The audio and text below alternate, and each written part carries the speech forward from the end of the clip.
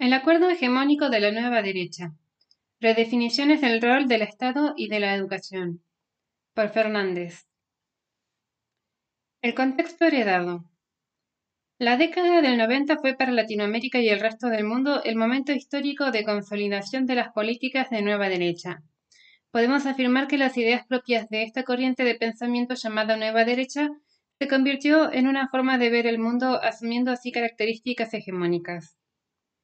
Para Antonio Gramsci, 1977, hegemonía es la dirección cultural e ideológica que ejerce una clase social sobre otra durante un periodo determinado de tiempo. Este nuevo acuerdo hegemónico presupone un modo particular de hacer política, rechazando y descalificando toda posibilidad de disenso. Esta nueva forma de ver el mundo, instalada en este periodo histórico, intentó y en gran parte logró crear un nuevo sentido común sobre las personas, las políticas y las instituciones. De este modo, al referirse al Estado y a la educación pública, los neoliberales y neoconservadores, líneas de pensamiento que integran a esta corriente de nueva derecha, comienzan a denominar a lo estatal como lo ineficiente, malo, de baja calidad, burocrático y con poca o nula posibilidad de que los usuarios tengan el control. En contraposición a esta mirada, depositan en el mercado y el sector privado imágenes asociadas a lo eficiente, lo bueno, de calidad, productivo y principalmente a aquello que da libertad.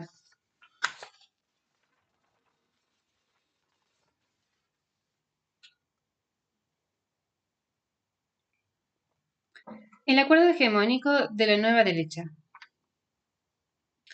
Miriam Feldfeber, 1997, define a este nuevo acuerdo hegemónico como una respuesta de sectores del poder político y económico para recomponer el capitalismo frente a la crisis del estado de bienestar.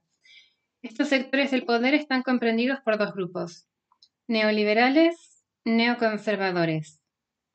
Si bien ambos grupos responden a tradiciones históricas y epistemológicas diferentes, ambas corrientes sostienen que es necesario reordenar el funcionamiento de la sociedad. Para los neoliberales, es el mercado actuando libremente en que va a restablecer el orden social. Los neoconservadores también defienden los argumentos de la economía liberal, pero desde el plano político sostienen que el Estado es quien debe imponer el orden y difundir valores de disciplinamiento. Felfeder, 1997. Cuando hablamos entonces de corriente neoconservadora, nos referimos a una combinación de elementos de una propuesta económica con las premisas de un liberalismo conservador en lo político. Es decir, controlar a la población mediante políticas de Estado que no solo eduquen, sino que impriman también cuestiones morales y éticas a las formas de ser y actuar de cada persona. En cambio, cuando hablamos de corriente neoliberal, hacemos referencia al concepto de neoliberalismo, es decir, a las propuestas políticas que se orientan hacia la conformación de un Estado mínimo, liberalismo económico y al libre funcionamiento del mercado. Este libre funcionamiento es el que, en teoría, regula las relaciones sociales de las personas, dejando al Estado como el garante de esas reglas.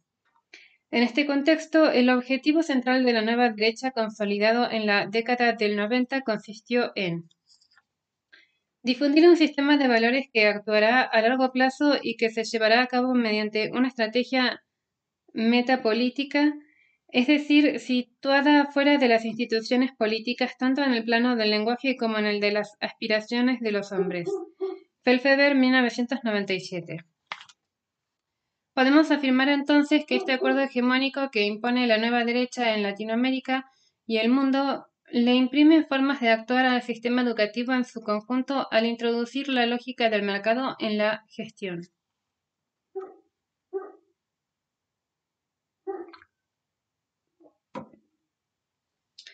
El proyecto educativo de la nueva derecha en los 90. Formas de ser, hacer y actuar. La nueva derecha como proyecto político y económico surge como respuesta a la crisis del estado de bienestar en la década del 70. Los gobiernos de Reagan en Estados Unidos y Thatcher y Thatcher en Inglaterra comienzan en este periodo histórico a poner en marcha acciones tendientes a achicar el Estado y dar más primacía al mercado. Sin embargo, en Latinoamérica, la imposición de las dictaduras en los diferentes países, Chile, Argentina, Uruguay, Brasil, Paraguay, Bolivia, Perú, Nicaragua, Panamá y Guatemala, los convirtieron en mayor o menor medida en verdaderos laboratorios sociales de evaluación y medición de resultados de la instalación de las políticas de nueva derecha. El país latinoamericano con mayor imposición de estas políticas durante el periodo de dictaduras fue Chile. En este marco, el fenómeno educativo también sufrió cambios importantes que se consolidan, como mencionamos anteriormente, en los 90 y siguen hasta nuestros días. Milton Friedman, Premio Nobel de la Paz en 1976, a quien podemos llamar el padre del neoliberalismo, delimitó al campo de la educación como cualquier otro fenómeno social que pueda ser comprado y vendido en el mercado. Friedman, 1979. Al respecto sostiene, si el consumidor tiene libertad para elegir, una empresa solo puede crecer si produce algo que éste prefiere, debido a su calidad o precio. Friedman, 1979. Así entonces, la educación brindada por el Estado comienza a ser vista no solo como un gasto innecesario y pagado por usuarios que consumen en general otros servicios educativos del sector privado, sino que también comienza a ser concebida como de baja calidad, ineficiente o poco productiva. En este marco, solo el usuario puede acceder a servicios educativos de calidad si consume productos acorde a su presupuesto financiero e intereses personales. La mercantilización de la educación, la descentralización, la privatización de los servicios educativos y la introducción de la lógica del mercado en el sector público suponen así los ejes centrales de la propuesta educativa neoliberal. Estas acciones implican un corrimiento del Estado en materia de garante de la educación como derecho social y habilita el avance del sector privado sobre el campo educativo. El proceso de mercantilización de la educación se traduce en considerar al fenómeno educativo como un producto, que se consume como cualquier otro. Este proceso es el que abre la puerta a su vez a la creciente privatización del sector público y a la introducción de ideas y formas de ser, hacer y actuar propias del ámbito privado al sector público. Es decir, el éxito o fracaso de cualquier acción, sea esta educativa o no, depende del individuo y sus oportunidades en torno a poder acceder en tiempo y forma a los mejores y mayores recursos disponibles en función de su nivel de ingreso económico. La educación comienza a ser vista entonces como un derecho individual, al que cada uno accede por logros personales y no un derecho social garantizado por el Estado. Desde esta perspectiva, comprar un par de zapatos, enviar una carta por correo, contratar un servicio de telefonía celular o de educación, pareciera ser lo mismo. El Estado ocupa entonces un rol subsidiario, o sea, debe garantizar la libre elección de los padres y usuarios de servicios educativos, y brindar apoyo solamente a esos individuos que no puedan consumir productos educativos en el mercado. La educación brindada por el Estado pasa a ser un servicio que compite con el sector privado, pero que no cuenta con las mismas condiciones de aquel. En este sentido, la capacidad del Estado de brindar servicios educativos a sectores de la población desfavorecidos opera entonces mediante un mecanismo propio de este contexto llamado políticas focalizadas. Estas políticas son gestadas en este contexto, pero se extienden hasta nuestros días como parte de las políticas de Estado. La focalización se refiere a uno de los aspectos o componentes que caracterizó, junto con la descentralización y la primacía del componente asistencial en la política social de la Argentina en la década del 90, al paradigma de nueva derecha. Esta focalización se concretiza en las llamadas políticas focalizadas que siguen vigentes hasta nuestros días. Para Vinocourt y Halperin, 2004, este proceso de focalización significó: si el sentido del paradigma imperante era el de la subsidiariedad del Estado, resultaba primordial alentar políticas en dicha dirección. Por ello, más que propiciar nuevas inversiones para la expansión y mejoramiento de la calidad de los servicios en los sectores de salud, educación, vivienda, agua potable y saneamiento, cultura y recreación y deporte, los recursos públicos estatales debían reducirse y orientarse hacia los sectores sociales que no disponían de los recursos para acceder a la satisfacción de estas necesidades a través del mercado. Este paradigma se apoyó en el surgimiento de un singular número de nuevos programas y proyectos, gran parte de ellos promovidos y financiados con recursos de organismos financieros internacionales, particularmente del Banco Mundial y del Banco Interamericano de Desarrollo, que por primera vez apoyaron no solo la construcción de infraestructura en salud y en educación, sino procesos de reforma que alentaban la descentralización, la focalización y la aplicación de nuevas técnicas y metodologías de gerenciamiento, en su mayoría organizadas en el sector privado. Emergieron así nuevas iniciativas vinculadas a áreas de identificación de beneficiarios, monitoreo y evaluación de resultados e impactos, proyectos en las áreas de infancia y tercera edad y asistencia financiera para el desarrollo de programas alimentario-nutricionales. Bincourt y Halperin 2004.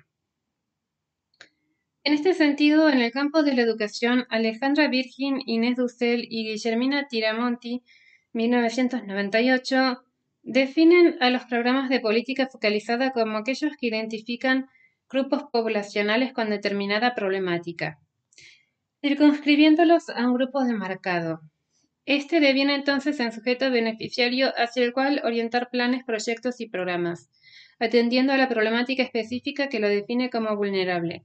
Para las autoras, una política educativa focalizada implica: estos programas no se plantean cuestionar o cambiar las condiciones institucionales, vínculos con el conocimiento o atención a la diversidad, capital cultural disponible, modelo pedagógico vigente en la escuela, condiciones materiales, etc.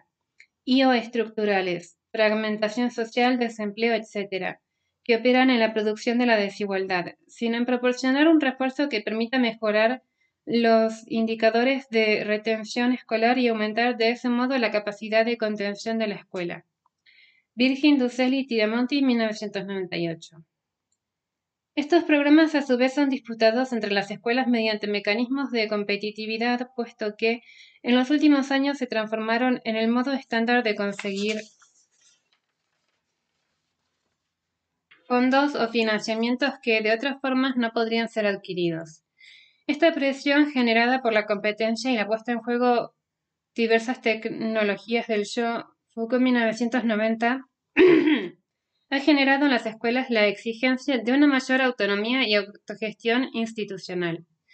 Estas nuevas tecnologías utilizadas en la administración y distribución de los recursos fueron haciendo de los maestros, directores, padres y personal no docente los sujetos responsables sobre los que recae el éxito o el fracaso de sus proyectos educativos.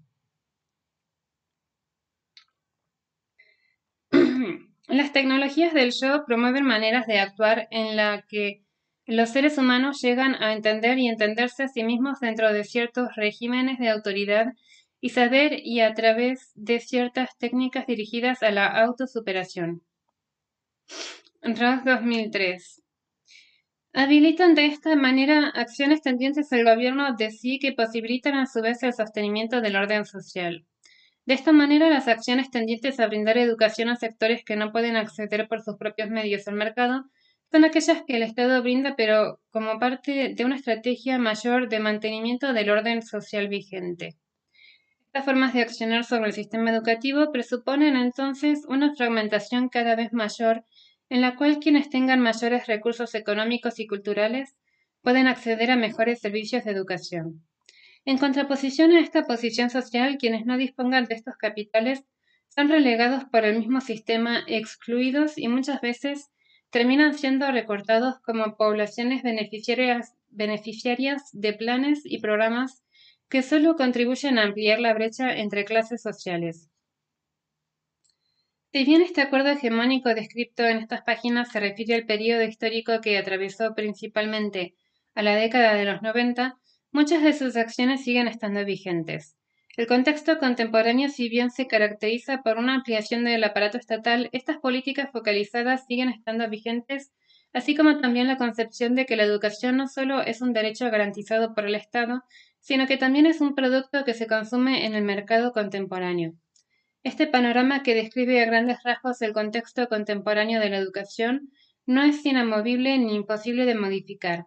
En las prácticas cotidianas, pequeñas formas de hacer contrahegemonía logran romper con estos mandatos haciendo de la educación no solo un instrumento para la reproducción social, sino también para su contracara la transformación.